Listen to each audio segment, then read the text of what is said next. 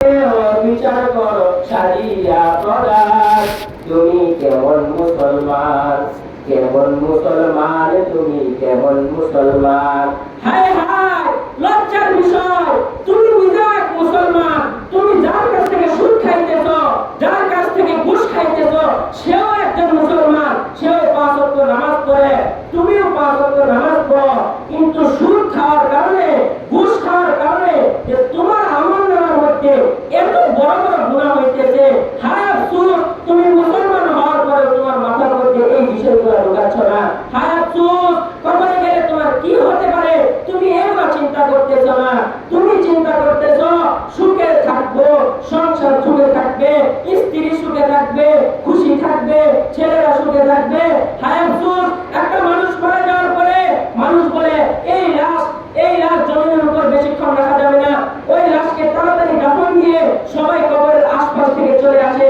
তখন দুনিয়ার মধ্যে সে যত কিছু গুনাহ করছে, যত খারাপ আমল করছে, অন্যায় করছে, ফেরেশতারা হিসাব নিকাশ নিতে থাকে। যাদের জন্য করছে তারা দুনিয়ার মধ্যে বসে বসে সুখ করে, আর ওই যে মারা গেছে দুনিয়ার মধ্যে যাদের জন্য কষ্ট করে গেছে তারা এখন জুয়া খেলে, তারা এখন মদ খায়, তারা এখন সুদ খায়, তারা এখন ঘুষ খায়। কেননা এই যে বাপ ছিল সে তাকে সুদ খাওয়া শিখাইছে, সে তাকে ঘুষ খাওয়া শিখাইছে। এই জন্য এইগুলোর শাস্তি কবরে একসাথে সে পাইতেছে। কিন্তু দুনিয়ার কোনো ব্যক্তি খবর রাখতেছে না। দুনিয়ার কোনো ব্যক্তি যাদের জন্য করছি তারাই খবর রাখে না। দুনিয়া তো কিছু না, দুনিয়া একটা দুঃখের বাক্স। দুনিয়া কিসের বাক্স? দুনিয়া একটা দুঃখের বাক্স। যাদের জন্য করছি তারাই তো আমার কবরের পাশে যায় সপ্তাহে একদিন। আমি কাদের জন্য করতেছি? কাদের জন্য এত কষ্ট, কাদের জন্য এত ত্যাগ, কাদের জন্য আমার মাথার ঘাম পায়ে ফেলাইতেছি, কাদের জন্য আমি এগুলো করতেছি? আমার টাকা পয়সা কামাই করতে গিয়া আমি নামাজ ছাইড়া দিতেছি, রোজা করতেছি না, হজ করতেছি না, যাকাত দিতেছি না, আমার পরিবার সুখে থাকবে।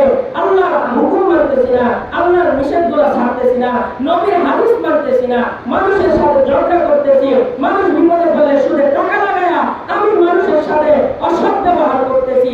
মানুষ গরিব থাকে তাকে আরো টাকা দান করা উচিত, তাকে যাকাত দেওয়া উচিত, তার আশেপাশে বিপদে আপদে সাথে দাঁড়ানো উচিত। আর সেই মানুষ থেকে আমি সুদের টাকা দিয়ে 10,000 দিতেছি, 20,000 নিয়ে যাইতেছি।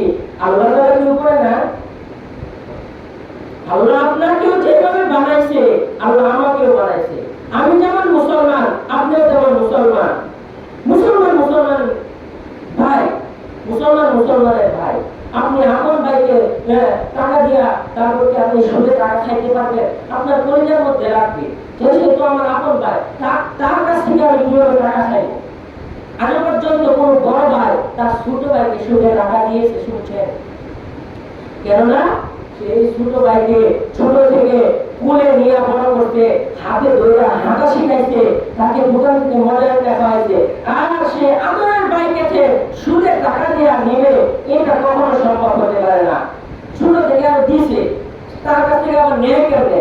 তেমনি ভাবে প্রত্যেকটা মুসলমানের ভাই, আপনার ভাইয়ের কাছ থেকে আপনি কিভাবে সুদে টাকা খাচ্ছেন, আপনি তার কাছ থেকে সময়ের মধ্যে সে বিপদে পড়ছে, একদিন হয়তো বা তার বিপদ নাও থাকতে পারে, আপনি তার কাছ থেকে কিভাবে আপনি টাকা খাচ্ছেন? আপনার লজ্জা হওয়া উচিত। আপনি তার মধ্যে আবার একজন মুসলমান নিয়ে আপনি তার কাছ থেকে সুদে টাকা লাগিয়ে টাকা খাচ্ছেন। দুনিয়ার মধ্যে সুদের টাকা যারা খায় তাদের বিচার হয়ে যায়। দেখবেন সে বসে গিয়া কি নষ্ট, ঘরের মধ্যে সুন্দর খাট, মোলাম তুষক, এসি লাগানো, ফ্যান লাগানো, আরো কত কিছু, সামনে খাবার, মুরগির রান, গরুর গোশত, তারপরে খাসির পায়া পায়া দিয়ে দিছে। খাওয়ার মতো সাধ্য নাই। কি জন্য সাধ্য নাই? ওই যে আগে গরিবকে ঠকাইছে, গরিবকে ঠকায় নিজে আগে বড় লোক হয়েছে, এই জন্য দুনিয়ার মধ্যে শাস্তি আল্লাহ তাআলা দিয়ে দিতেছে। এজন্য কি করতেছে? দুনিয়ার মধ্যে শাস্তি আল্লাহ তাআলা দিয়ে দিতেছে। মানুষকে দেখাচ্ছে যে দেখ এগুলো সুদ খায়া বিল্ডিং কিনছে, বাড়ি কিনছে, গাড়ি কিনছে, সুন্দর করে একটা সুন্দর স্ত্রী বিয়ে করছে, সুখে শান্তিতে থাকতেছে। দেখ সে বসে খানা খেতে পারে না, সে রাস্তা দিয়ে চলতে পারে না, মানুষের সাথে কথা বলতে পারে না, চোখকে যায় না। এটা সুদখোর, এটা সুদখোর। লজ্জা হওয়া উচিত মিয়া। আজকে যারা সুদ খায়, গরিবের টাকা খায়, গরিবের হক মেরে দেয়, তাদেরকে আপনি কি মনে করেছেন আল্লাহ তাআলা বিচার করবে না? যদি সেই গরিব ব্যক্তিটা নামাজ না পড়ে, ওইটা ওনার হিসাব, ওইটা ওনার আমলনামা। কিন্তু আপনি যদি তার থেকে সময় অসৎ ব্যবহার করেন, আল্লাহ এটার বিচার করবে। আপনি গরিবের হক মারবেন আর আল্লাহ বিচার করবে না। আপনিও আল্লাহর বান্দা, যে গরিব সেও আল্লাহর বান্দা, তাহলে আপনার বিচার আল্লাহ করবে না। আপনি এটা কেমনে মাথা করতে দিচ্ছেন? একটা মায়ের সন্তান দুইটা, বড় ছেলেকে এক পিস মাছ দিছে, ছোট ছেলেকে কি 3 পিস দিবে নাকি 1 পিস দিবে? 1 পিস দিবে। খাও বা খা, দুজন সমান সমান খা, দুজন আমার সন্তান। তেমনি ভাবে আমরা সবাই আল্লাহর বান্দা। আল্লাহ কাউকে 2 চোখে দেখবে না, আল্লাহ সবাইকে 1 চোখে দেখবে। ওকে, আল্লাহর আদেশ মানতে হবে। ইসলাম শান্তির ধর্ম, শান্তির ধর্মের মধ্যে কোন ঝগড়া ফাসাদ বিভেদ সৃষ্টি করা যাবে না। আল্লাহর আদেশ না মানলে কবরে গিয়া এটার জবাব আল্লাহর কাছে দিতে হবে। ভয়ানক শাস্তি, 73টা শাস্তির মধ্যে সর্বনিম্ন যে শাস্তিটা সুদ খাওয়া। এটা কি?